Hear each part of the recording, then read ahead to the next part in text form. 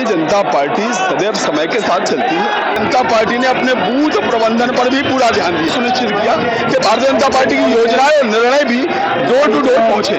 उत्तर प्रदेश में जैसे जैसे रुझान सामने आए हैं, बीजेपी बड़े स्तर पर एक बड़ी पार्टी के रूप में सामने आ रही है। कार्यकर्ताओं ने जिस तरीके से काम किया, खासतौर पर कोरोना के समय पर जो डिजिटल प्रेशर था वो किस तरीके से हैंडल किया गया, जिनके कंधों पर ये जिम्मेदारी थी, हिमांशु जी वो हमारे साथ मौजूद है। सर, बीजेपी ने जिस तरीके से प्रचार प्रसार किया, बड़ी जिम्मेदारी थी कोरोना की वजह से, क्योंकि कोरोना के समय पर ये देखा जा रहा था कि डिजिटल प्रचार बहुत ज्यादा करना था, उसकी वजह से कई पार्टियों को दिक्कतें भी हुई। आप लोगों ने किस तरीके से चुनौती से पार पाया?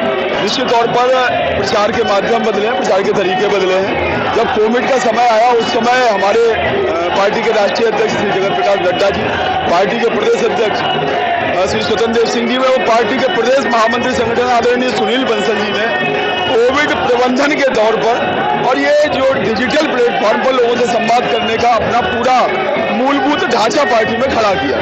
और वो जो ढांचा हमारा उस समय खड़ा हुआ था, हमने उस कालखंड में भी बड़ी बड़ी रैलियां की। आपको 5-6 लाख की रैलियां हम लोग डिजिटल माध्यम से पहले भी कर चुके थे कोविड माध्यम काल में। उसको हमने और परिष्कृत करके हम उसको और जन जन के तक पहुंचने का हमने माध्यम बनाया उसको। और ये जो हमारे नेतृत्व की 2 साल पहले जो सोच थी कि आगामी समय जो होगा वो डिजिटल होगा, आगामी समय जो होगा प्रसार का माध्यम हम डिजिटल प्लेटफॉर्म करें, बस पे हमने अपने आप को छोड़ दिया। अभी जिस तरीके से जीत सामने आई है, क्या लगता है जो डिजिटलाइजेशन हुआ उसका भी एक बड़ा असर दिखा इन चीजों में, क्योंकि युवा बड़े स्तर पर जुड़े? भारतीय जनता पार्टी सदैव समय के साथ चलती है। डिजिटल प्लेटफॉर्म पर मजबूती के साथ ही भारतीय जनता पार्टी ने अपने बूथ प्रबंधन पर भी पूरा ध्यान दिया। भारतीय जनता पार्टी की जो बूथ समितियां हैं वो 15 प्रमुखों की जो संरचना है, उन्होंने पार्टी के सदस्य संपर्क और सदस्य संवाद वो जनता तक पहुंचाने का काम किया। और उसके साथ ही यह सुनिश्चित किया कि भारतीय जनता पार्टी की योजनाएं और निर्णय भी डोर टू डोर पहुंचे।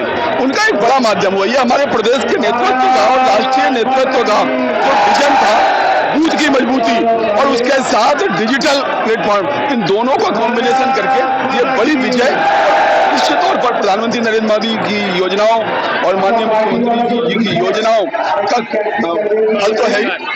सोशल मीडिया का एक बड़ा असर था इसमें, और इसमें समाजवादी पार्टी की बात हो, कांग्रेस की बात हो, वो भी बड़े स्तर पर एक्टिव थे। किन किन चीजों को आपने किस तरीके से टैकल किया? कौन सी ऐसी चीजें जो आप दर्शकों के साथ शेयर करना चाहते हैं? देखिए, ऐसा है कि हम अपनी जितनी भी योजनाएं थी उनको डिजिटल माध्यम से लोगों तक पहुंचाने में कामयाब, क्योंकि विपक्ष के पास कुछ कहने को नहीं था। विपक्ष के पास ना मुद्दे थे, ना नीति थी, ना नियत थी, ना उनके पास कोई नियम थे।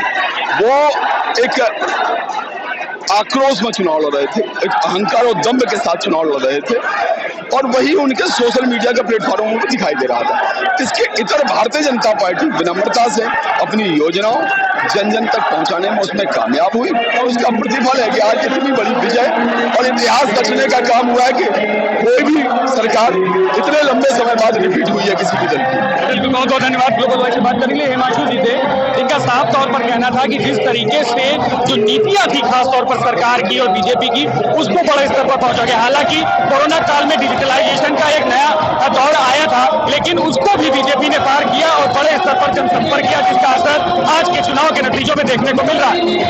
कैमरामैन रोहित के साथ मैं विक्रम राठौर, ग्लोबल वॉइस, लखनऊ।